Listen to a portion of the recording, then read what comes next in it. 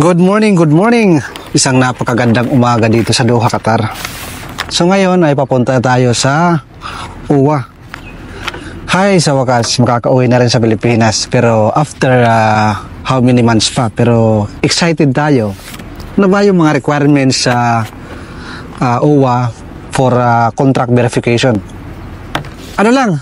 5. Hindi ako nadapit. QID, photocopy, 2, passport, bakan front ang QID ha, passport, 2 photocopy, contract din. Saan yung banda? Ang contract is photocopy mo rin 2, tapos salary certificate, 2, so may at yung ating appointment na screenshot galing sa ating cellphone. Ayan yung 5. At syempre, kailangan, sabi ng aking kumpare, kailangan, OWA? Ito ko na ilalagay OWA? Hindi po, sa street nakalagay. kailangan magbayad ng buo. Kasi minsan, walang barya doon sa counter, kaya tatagal po tayo. Mas maganda kung nakaprepare na ang iyong bayad. Sa aking pagkakaalam is 93 yung, ano ba yun? Yung basta, 93 plus 33, ayun yung babayaran nyo lahat. Mas maganda kung mayroon kayong, tawag dyan, barya. Para pagdating doon, wala na pong magiging problema, hindi ka na magpapabarya, lalabas ka na naman, babalik sa grabe ka mama, pila. Nako. So, ayun. Ayan yung ating asikasuhin ngayon. Isasama ko rin kayo papunta sa UWA.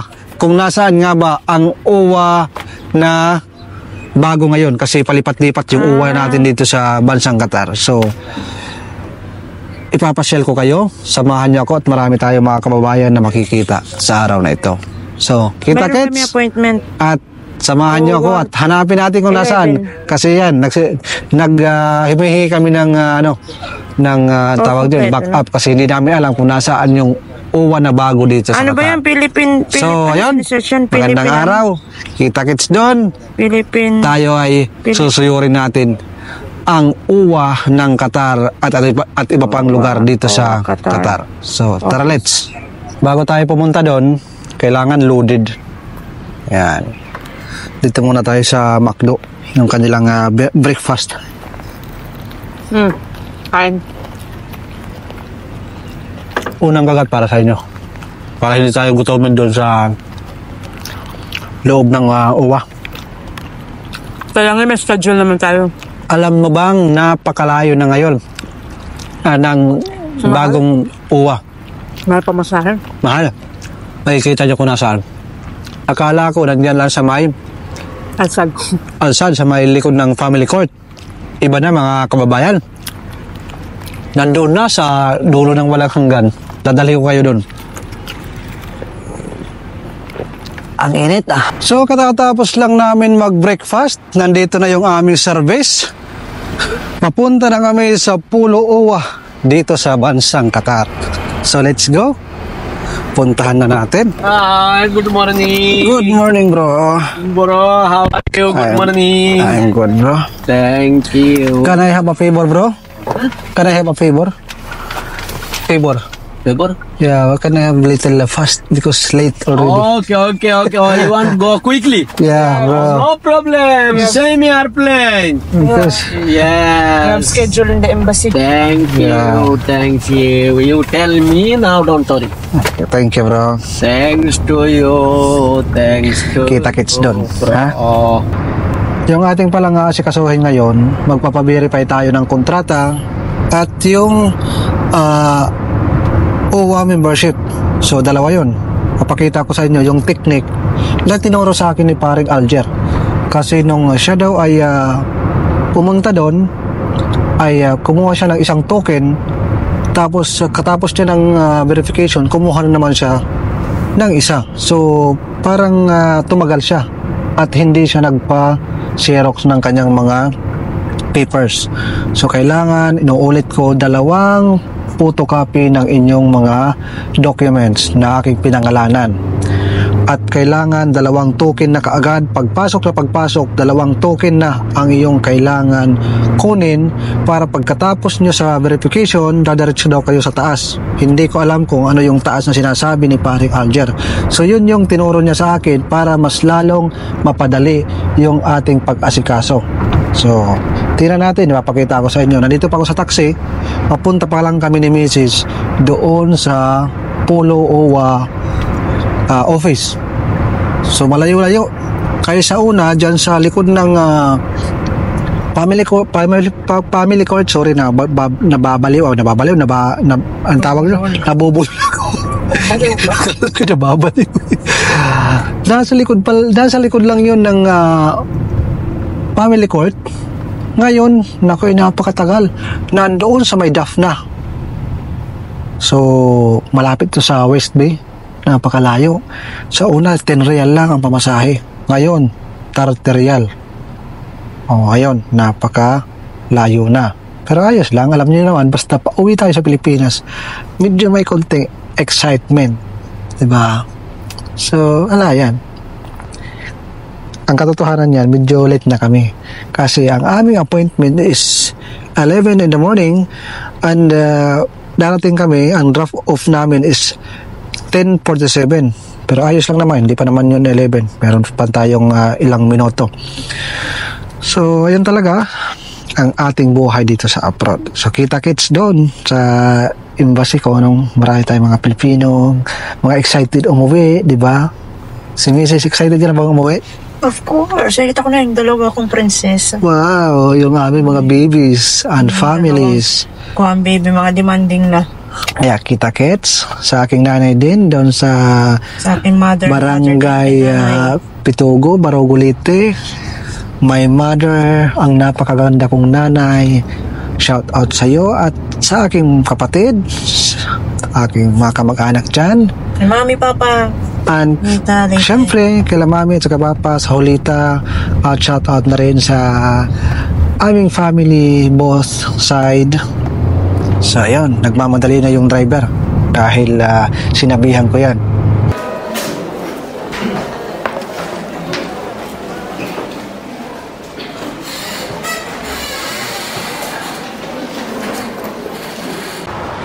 Sa mga nagtatanong kung pwede ang walk-in, ayan ang walk-in. Transaction 9 AM to 3 PM only. So pwede ang walk-in. Yan ang nakasulat dito, nasa tapos yung sa kasuotan naman, ganyan. Tingnan nyo na lang yung kasuotan. Tapos na kayo magpa-verify. Ang hinihintay na lang araw ng aming paglipad. So saan tayo ngayon? 5-6 sa Carametro. Nandito tayo sa anong lugar to? Lalagay ko diyan sa comment section. Plate to. Hindi mo nakita yung blue. Yung blue plate. Ito yung blue plate. Pakita ko sa inyo para makita nyo ng eksakto yung tamang location. Ito yung updated. Mamaya. Ito yung impormasyon, ha. Lahat ng impormasyon nandyan. Okay? At ito yung blue plate. Para sa mga nagtatanong kung nasaan ang eksaktong location ng bagong Polo OWA sa Qatar. Makikita nyo naman sa taas, mayroong flag. Ayan, ayan yung flag sa taas. Okay? So, kailangan na namin bumalik at umuwi dahil nagugutom na kami. Good morning, bro. Good afternoon already? Yeah. I like this already. Afternoon. Ayan yun. Makita nyo may flag sa taas. Yung building na yan. Alright. Malapit dito sa Philippine Embassy din natin. Papunta kami sa aming mga pupuntahan. Paikot-ikot muna dahil day off namin ngayon. So, samahan nyo mga rin kami. Lalagay ko dyan sa comment section yung mga information na gusto nyong malaman or kung gusto nyong magtanong, pwede kayong magtanong, di ba? So, sa simpleng katanungan nyo, pwede ko yan masagot sa simpleng kasagutan. Puro simple lang. Wag nyo akong pahirapan. So, nag-retouch na si Mrs. Ay, sa wakas, araw na lang hinihintay namin. Makakauwi na tayo. Mayayakap na natin ang ating mga mahal sa buhay at makakasama na natin sila. So, kaway-kaway. See you, Philippines, in a very, very soon. Sa mga nagtatanong naman kung wala kayong service, wala kayong pangbayad sa taxi, malapit lang ito sa Katara Metro Station. Dahil wala kaming taxi, walang service, wala si Kuya Glenn, wala si Ate Jennifer. So, syempre, kailangan natin mag-metro. So, papunta. Metro ka pa rin. Magta-taxi ka pa after metro. Yeah. Mura lang. Katapos mo sumakay ng metro, sasakay ka papunta doon sa Pulo Uwa ng 6 or 7 real ang iyong babayaran. So, kung ikaw ay medyo malayo dito sa lugar na ito, anong lugar dito? Medyo may malayo kasi. Tell us, brother, what place is this What? area? What place is? West Bay. West Bay? West Bay. Oh, West Bay. West Bay. Okay, Pulo Uwa. Napakalayo na mga kaibigan. Kaninang umaga, dahil late na kami, 70 real kami. Just cover. nako, binawasan kami ng 70 real sa card. Instead na 30 real ang unang bawas, tapos nag-change location ako, iwan ko nangyari sa Uber. Binawasan na naman kami ng 41 real, but ibang ikwentuhan na yon. So, actually, tapos na kami. Araw na lang ang hinihintay sa pag-uwi namin sa Pilipinas. So, kakasya ba ang 1 million sa pag-uwi sa Pilipinas? Biro lang mga kaibigan, malaki yun. Abangan nyo magkano ang ating gagastusin sa pag-uwi sa Pilipinas. Yun ang katanungan. Nagtrabaho tayo ng 2 years, pagkatapos gagastusin lang natin ng 1 month or 2 months. Napakasakit, Kuya Edi, pero yan talagang katotohanan pagdating sa ating mga OFW. Kaya sa kapwa ko OFW, kaway-kaway, magtipid-tipid tayo. Unahin ang pamilya, huwag ang barkada. Pangalawa ng barkada, ha? Pamilya muna. So ngayon, papunta tayo sa Katara Metro Station. Ito na tayo, nandito na. Oy, bayad. Oh, how much, bro? Hold on. How much? Nire lang pala. Malapit lang pala eh. Sana nag-ano lang. 6. Oh, 6 real lang. Oh, this one, bro. What? Tapaw. Kuha, dadi.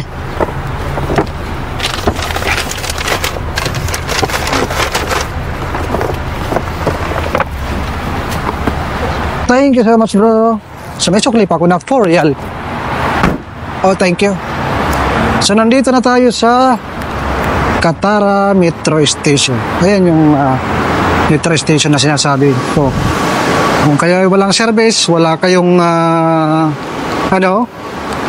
sasakyan, wala kami pambayad sa taxi, pwede kayong mag metro na metro train. At syempre pagkatapos bumaba sa Katara Metro Station, sakay kayo ng Uber papunta sa Pulo Uwa, 6 real lang yung babayaran. Complete information po yan. Kung mayroon kayong katanungan, mag-comment kayo sa ibaba. Sasagutin yan ng mga marunong. Sasagutin din natin kung alam ko. Okay?